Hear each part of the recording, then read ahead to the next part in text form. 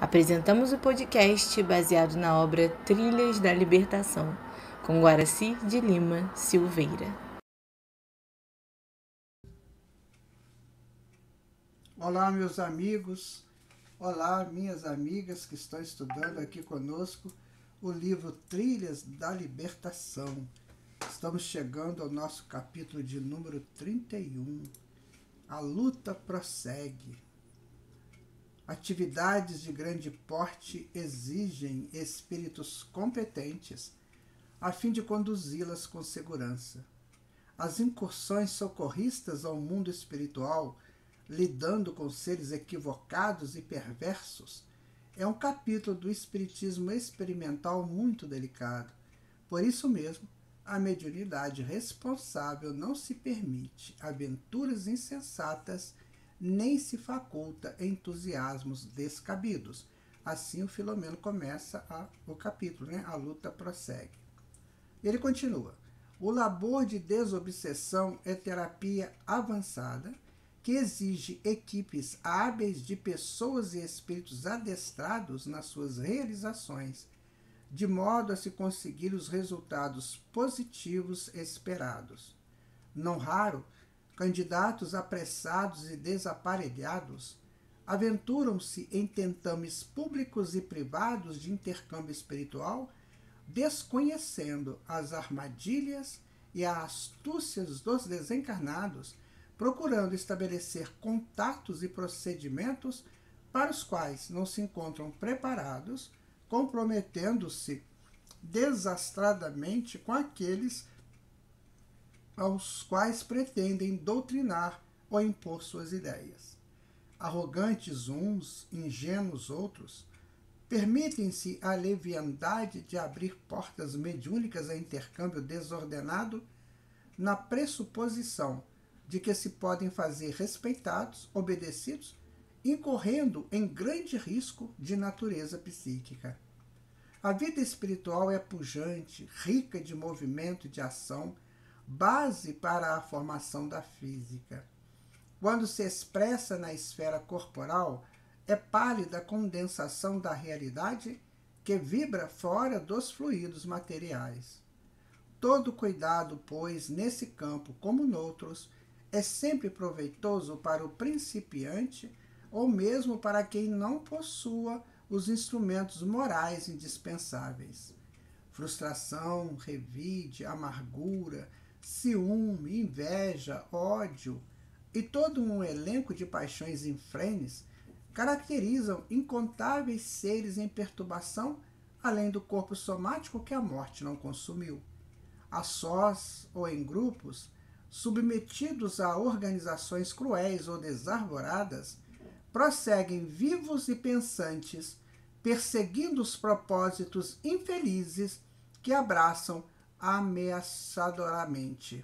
Com certeza, contrapondo-se a essas hordas acelvajadas, pululam os recursos do amor, alcançando-as e defendendo-as umas das outras, assim como as criaturas, em ignorância dessa realidade, teimosamente desconsidera ou posta em plano secundário na viagem ilusória do mundo sensorial. Percebe aí, meus amigos, que o Filomeno está dando uma informação muito importante, dessa questão de lidarmos com o mundo espiritual. Temos que ter sensatez, temos que ter conhecimento. Por isso que muitas pessoas, às vezes, têm problemas sérios com a mediunidade, porque não sabem lidar com este assunto e se põem a fazer alguma coisa, e isso pode perturbar terrivelmente a sua vida e a sua mediunidade. O caso do Dimas é um desses. Um médium extraordinário, um médium de curas, que fazia cirurgias através da espiritualidade com o Dr. Hermann. E o que ele fez? Ele jogou aquilo tudo fora, usando essas coisas todas: revide, amargura, ciúme, inveja, ódio, sovinices, querer ganhar dinheiro. Então, lidar com o mundo espiritual é muito complexo, a gente tem que ter noção disso. Nós temos que estudar, temos que nos posicionar como que deve ser a minha participação com a espiritualidade e com o mundo espiritual. Ele existe e eu preciso saber como lidar, porque ele interpenetra o mundo físico. Então não adianta eu fugir disso. O que eu tenho que fazer é saber lidar com isso. Por isso, eu te aconselho, né? Estude Espiritismo, porque aí você vai entender. Então, seguindo aqui. Como consequência, recorrendo à sua situação de seres invisíveis, muitos espíritos se aproveitam para realizar conúbios perturbadores com os indivíduos invigilantes, executar planos nefastos, recorrer a expedientes malsons, de forma que se refestelam nas sensações que neles predominam. Está aí, está explicado o perigo que é isso, né? A gente vê, às vezes, jovens, sabe, entrando aí, fazendo grupos para trabalhar com isso aí, para mexer com isso, e não tem noção nenhuma, e ficam pessoas alienadas, perigosamente alienadas. Dessa forma, utilizam-se de presunçosos e inadvertidos que pretendem manter contato com eles, sem estrutura moral, sem conhecimentos próprios, iniciando-se processos de obsessão de longo curso em que se comprazem e depois não reclama. Depois não vai dizer que é o espírito que está atrapalhando a vida da gente, é porque nós abrimos o canal para que eles possam penetrar e fazer esse processo obsessivo terrível. Sabe? Então, temos que ter estrutura moral, como ele diz aqui, olha. Conhecimento e estrutura moral. Assim é o princípio, este é o princípio da prática mediúnica. Todos aqueles, portanto, que pretendem manter intercâmbio com os espíritos, equipem-se com valores morais e intelectuais, de modo a se precatarem contra as surpresas e ciladas que lhes podem ser apresentadas. Outros sim, busquem manter a sintonia com os seus guias, capacitados para os orientar e conduzir em cometimentos de tal natureza. Observávamos que, terminada a atividade física que fora preparada com cuidados especiais, prosseguiam os labores febricitantes do atendimento e socorro espiritual. As entidades que se comunicaram deveriam ser removidas para instituições competentes na erraticidade, dando continuidade à terapia que se iniciara durante a psicofonia atormentada.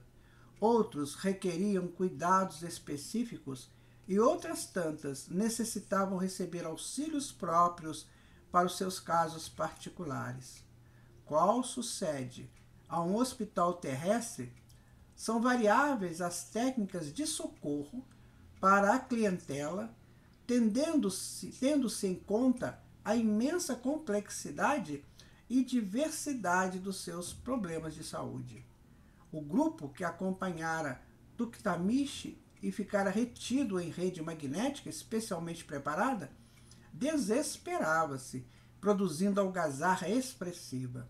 Alguns dos espíritos, que não esperavam essa providência limitadora dos seus movimentos, imprecavam por socorro, dizendo-se inocentes, outros choravam amedrontados, diversos blasfemavam, enquanto raros, caídos em si, mergulhavam em encismamento, taciturnidade. Olha bem, quando o espírito começa a falar que ele é vítima, que ele é coitadinho, ele é o mais culpado da história. Para com esse negócio de vítima, viu, meu amigo, minha amiga? Não existe vítima não, tá? Se existe vítima, somos nós vítimas de nós mesmos. Mas Deus não vai permitir que um outro ser nos perturbe, não. Nós é que abrimos o campo para isso.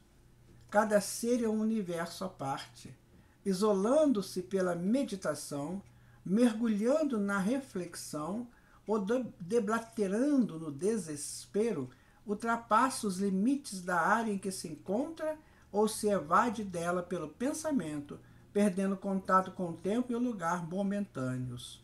O irmão Vicente, que se acautelara para eventuais sortidas dos legionários do soberano das trevas, orientava os seus assessores nos procedimentos relevantes e prosseguia dirigindo o ministério com ordem e serenidade. Fernando assistia o Kahn.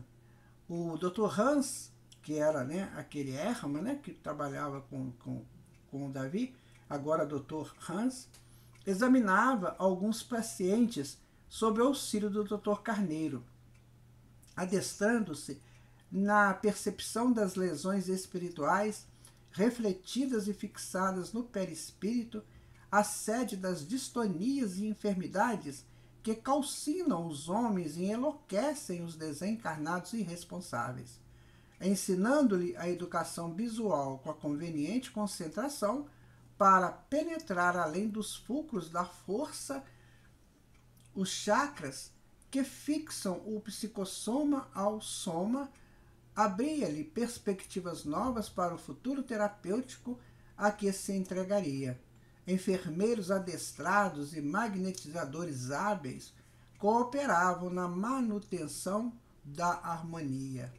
A partir de 1h menos 15 minutos da madrugada, os companheiros encarnados que cooperaram na reunião mediúnica começaram a chegar para o prosseguimento da mesma, alguns acompanhados por membros da equipe e outros pelos seus mentores pessoais. Notamos que Dona Augusta, completamente hebetada, também fora trazida a fim de receber ajuda, embora não se desse conta da providência socorrista. Estava até com problemas, né? Aquela médium, Dona Augusta. Utilizando-me de um momento enquanto era organizado o mister espiritual, indaguei ao Dr. Carneiro por que se fizera necessária a comunicação do chefe siberiano por meio da organização física da médium. Mantendo a inalterável gentileza, elucidou-me paciente. Estamos diante de um largo processo de auto-obsessão. O nosso irmão enfermo padece de cruel hipnose aplicada pelo seu controlador. Antes de destacá-lo para o ministério que diz administrar, foi submetido a terríveis processos de indução magnética para perder a vontade, tornando-se um autômato. Olha que perigo, minha gente. Veja, eles fazem uma ação que tira a vontade da pessoa, né? E faz dele um autômato. Mas isso acontece nos encarnados também, né? Quantas pessoas aí que são autômatas, que só falam e repetem aquilo que os seus líderes mandam repetir. Isso é um perigo, minha gente. Não perca isso em você. Sabe? Tenha condição de ser um espírito livre. Um espírito que seja você com as suas ideias, sabe? E crescendo, né? A partir delas, sabe? Então, se nós permitirmos isso, nós vamos ser teledirigidos pelo nosso comandante, ou pelo seu comandante, por quem você quiser. Enquanto que Jesus nos dá a liberdade para crescermos para Deus. É isso que temos que fazer. Muitas ideias confusas, né, alucinantes, muitas vezes chegam para nós para a gente não entender mesmo. Para a gente repetir aquilo sem entender o que é aquilo. Então, por isso que nós temos que tomar cuidado. Às vezes grupos fazem isso, né? Pessoas com mais acesso sobre o outro pode fazer dele um autômato dele. Isso é um perigo, porque todos os dois vão ter problemas sérios. Que não seja você, né, meu amigo? Que não seja você, minha amiga. Depois, por haver sido libertado da região abissal, onde expungia os crimes, foi condicionado à gratidão para com aquele que atribuía ser-lhe o benfeitor.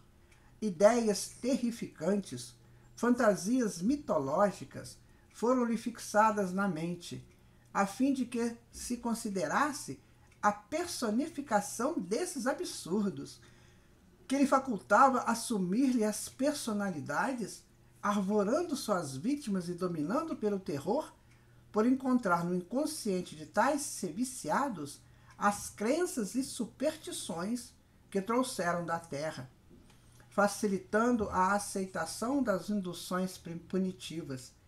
Tão graves se fizeram essas construções ideoplásticas no infeliz rufião, que ele se acredita como manifestação dos seres infernais. Você tirou dele toda a condição de autocrítica, né? Que coisa triste. Na comunicação física, o perispírito do médium encarnado absorve parte dessa energia cristalizada, diminuindo-a no espírito, e ele, por sua vez, recebe o que chamaremos um choque do fluido animal do instrumento que tem a finalidade de abalar as camadas sucessivas das ideias absorvidas e nele condensadas. Quando um espírito de baixo teor mental se comunica, mesmo que não seja convenientemente atendido, o referido choque do fluido animal produz-lhe alteração vibratória, melhorando-lhe a condição psíquica e predispondo-o a próximo despertamento. No caso daqueles que tiveram desencarnação violenta, suicidas, assassinados, acidentados, em guerras, por serem portadores de altas doses de energia vital, descarregam parte delas no médium, que as absorve como pesadas cargas de mal-estar, de indisposição e até mesmo de pequenos distúrbios, para logo eliminá-las, beneficiando o comunicante, que se sente melhor com menos penoso volume de aflições. Eis porque a mediunidade dignificada é sempre veículo de amor e caridade, porta de renovação e escada de ascensão para o seu possuidor. É bom fazer um comentário aqui sobre o fluido vital, né? Quando a gente vai reencarnar, a gente recebe uma carga dessa energia para a nossa encarnação.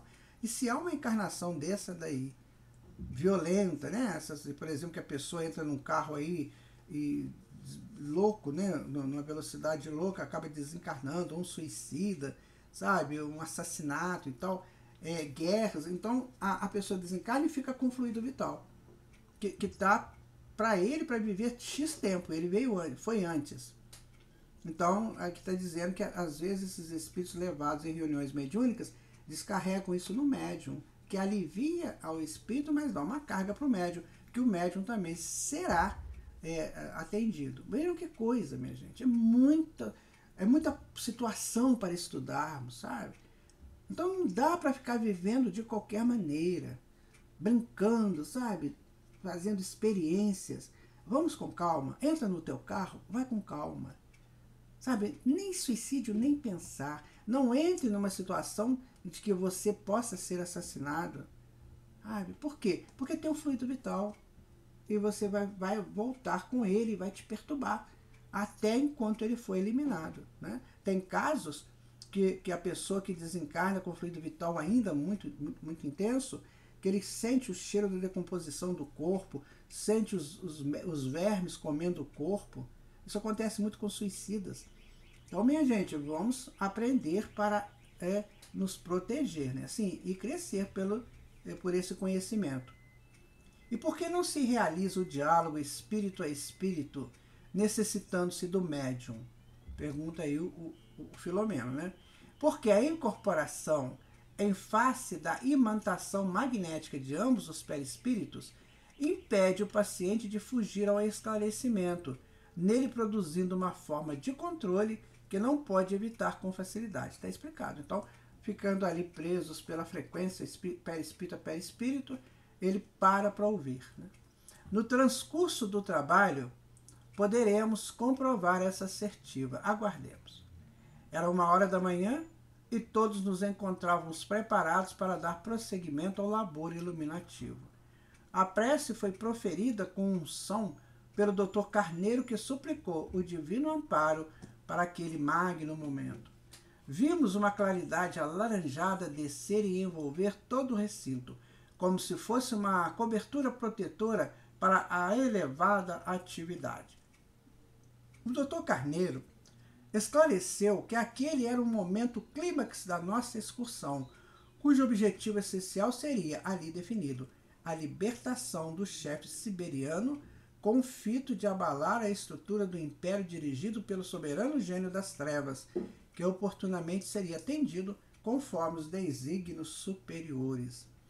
Voltando-se para a turba, o médico baiano propôs silêncio com a sua autoridade e sintetizou. Aqui estáis, para presenciardes um grande evento, que vos definirá os rumos futuros.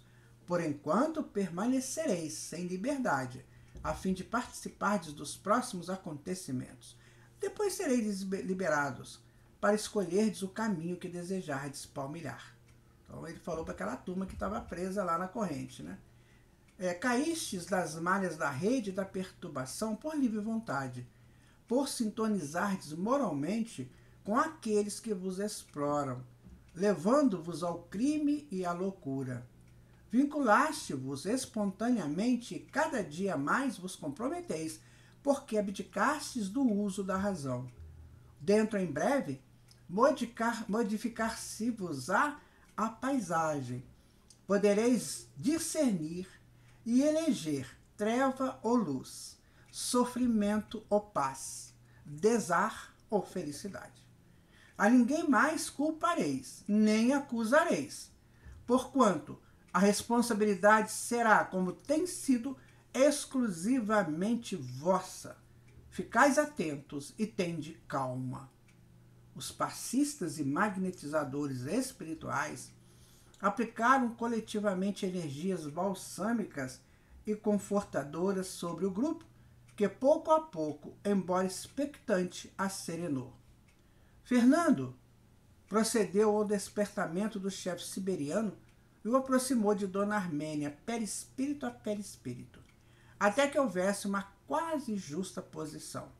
A da médium vibrava com suaves irradiações violáceas claras, enquanto a do espírito exteriorizava uma energia densa, escura, quase pastosa, que diminuiu o tom das ondas que absorvia e que pareciam diluir-lhe a espessura, a vibração grosseira. Subitamente despertou, atônito, e interrogou: o que está acontecendo? Que artimanha mágica foi essa covardemente utilizada contra mim? Não se trata de artimanha, nem de magia, meu amigo irmão, respondeu o Dr. Carneiro com serenidade, mas de recurso terapêutico desconhecido por você. Não há como negar a superioridade do bem. Afinal, a maldade é somente a alucinação, desvario. A força positiva é a geradora da vida e das suas manifestações. A força negativa expressa o uso incorreto dos valores da energia, sendo, portanto, impotente ante a expressão maior. Então vamos ler isso aí de novo? A força positiva é a geradora da vida e das suas manifestações. A força negativa expressa o uso incorreto dos valores da energia, sendo, portanto, impotente ante a expressão maior. Tá explicado aí, né, meu amigo, minha amiga? Cuidado com os sentimentos, tá? Sentimento positivo, sentimento negativo. Então, quando ele é negativo, é o uso incorreto dos valores da energia. Que pretendem, afinal de mim? Desconhece os meus objetivos? É claro que lhe conhecemos os propósitos doentios que nos levaram a traí-lo até aqui. Eis o que desejamos do amigo: a sua mudança de comportamento, o seu despertar para a realidade a que se nega. Até quando, perguntamos-lhes, permanecerá na obstinação do mal? Será crível que a sombra anule a luz? Por mais se sofisme, uma chispa na treva comprova a legitimidade da sua potência. Eu sou ministro de um império sinistro. Interceptou-lhe a frase, que se desdobra nos sítios sórdidos do planeta, onde o grotesco e o animalesco convivem em promiscuidade abjeta. O amigo referiu-se às glórias vividas na Terra. Como pode submeter-se a uma existência primária, asselvajada, na qual predomina o terror e as sevícias incessantes são os estímulos à permanência no escuro pau? Já não se encontrará saturado da bajulação dos fracos e das ameaças de cima dos equivocadamente fortes? Você está enganado. Eu sou a força e a ninguém temo. Não é verdade? Submetido pela violência, rasteja para agradar o Timur-Lenk, seu superior e soberano. Não pronuncie esse venerando nome aqui. Ele faz tremer o solo que pisa, dobra o dorso de quem o defronta e fulmina com o olhar aquele que o desagrada. Aqui não há clima para ser proferido o seu nome santo. Que horror! Como você o teme e o detesta! A humilhação que ele lhe impôs na terra, derrotando-o na guerra cruenta, não foi ainda superada no seu sentimento. Você a bloqueou na memória, apagou a lembrança para viver bem com ele, de quem tem pavor, receando um novo enfrentamento, no qual novamente perderia. Não creia que ele o tenha ajudado ao libertá-lo das vítimas que eles urziam látego no dorso e as quais você hoje faz estorcegar. O seu limite ali se esgotara, e ele o sabia. Retirou-o de um cárcere para aprisioná-lo em outro pior. Desperte. Ele anulou-lhe a faculdade de pensar, a fim de dominá-lo, o que vem conseguindo com facilidade. A mim ninguém domina, eu sou o diabo, veja. Então, imprimindo a força do ódio a si mesmo, vimos-lo transformar-se, ideado, na personificação da figura satânica, conforme a concebera no passado. A face da média alterou-se, e ele, quase sobreposto à sensitiva, transfigurou-se, assumindo as características convencionais do ser infernal. A cauda, terminada em lança, agitava-se enquanto os detalhes gerais produziam um aspecto aterrador. Pelas narinas, eliminava vapores com forte odor de enxofre, e faíscas elétricas completavam o quadro formando uma figura horrenda. Então aqui, meu amigo, ele pôde fazer isso com o perispírito dele, né? O perispírito, ele é bem plástico. Então, se o espírito quiser, pode fazer isso, que ele está colocando aí, lá no plano espiritual e também no plano físico. Às vezes a gente vê pessoas com expressões tão estranhas, né, tão horrendas, que eles querem ser maus, né?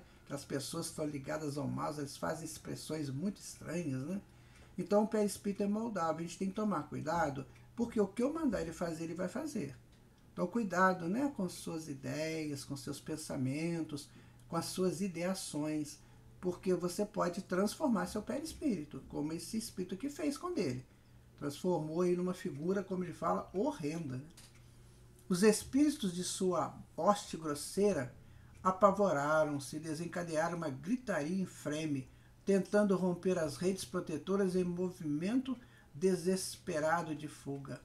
Era com arremetidas de tal natureza que ele e os seus semelhantes se impunham aos espíritos ignorantes, perturbados, vítimas da consciência culpada, os quais lhes submetiam para serem punidos pelos crimes praticados, tornando-se-lhes subalternos. Enquanto Fernando e alguns magnetizadores acalmavam os aflitos e temerosos, o benfeitor, sem qualquer alteração na voz e na emoção, prosseguia. Você não me assusta.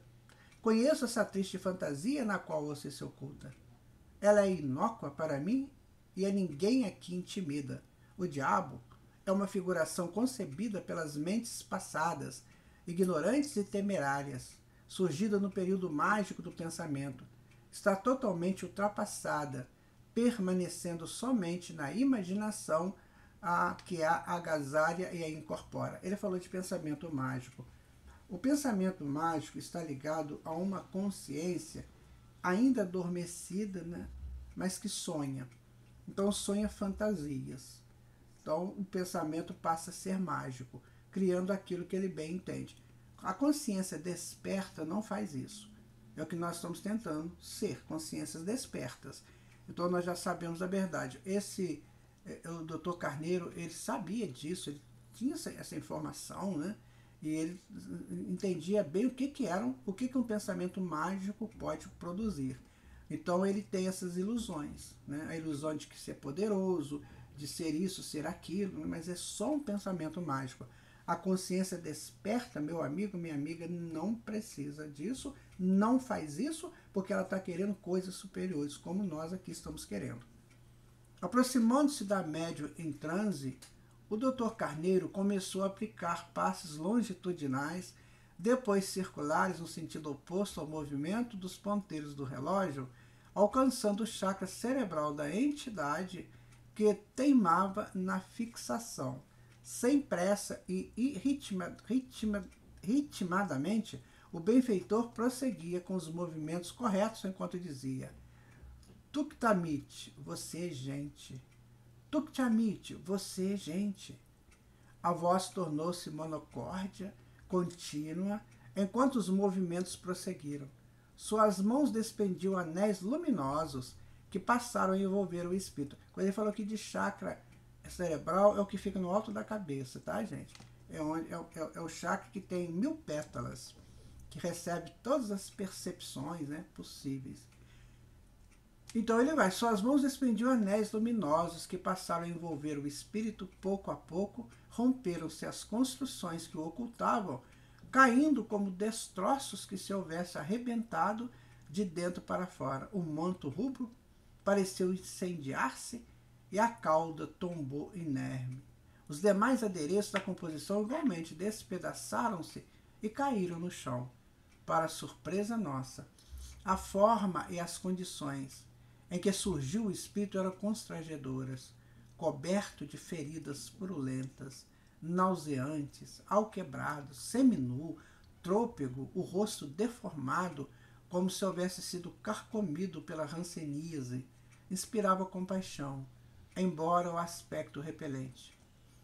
Desejou falar arquejante e a voz desapareceu num sussurro nasalado. Eis o que você me fez. Eu não sou isso. Sim, meu irmão, você está assim por enquanto. Encontrava-se sob disfarces para esconder sua realidade. Agora Jesus irá medicá-lo, auxiliando a renovar-se. Eu não o conheço. Você o conhece sim. Basta recordá-lo. Iremos ajudá-lo no tentame. Desperte agora e mude a atitude mental. O restante será fácil, o tempo resolverá.